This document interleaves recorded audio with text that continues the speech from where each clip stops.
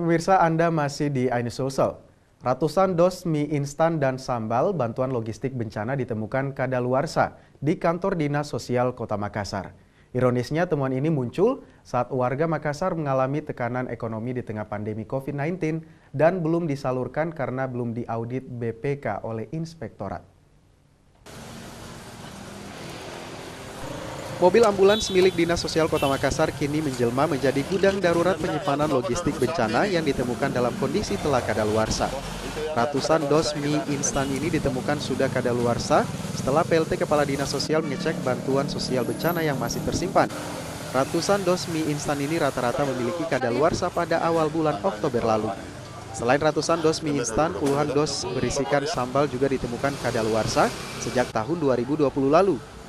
Ratusan dos logistik berupa mie instan dan sambal ini berasal dari pengadaan logistik bencana di tahun 2019-2020, namun belum diaudit langsung BPK Inspektorat hingga petugas belum menyalurkannya kepada masyarakat yang berdampak bencana alam dan cuaca buruk. Ini sebenarnya pengadaan untuk apa dan kenapa bisa kadaluarsa, Pak?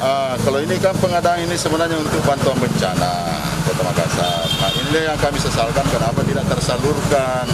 Padahal kalau kita melihat kejadian-kejadian di Kota Makassar tahun sebelumnya kan ada beberapa. Nah, kalau kita melihat dengan kebutuhan masyarakat, sebenarnya itu tidak terpenuhi, ya kan tidak terpenuhi. Selain Indomie, apa lagi Pak yang ditemukan? Jadi ada dua yang kami temukan adalah sambal.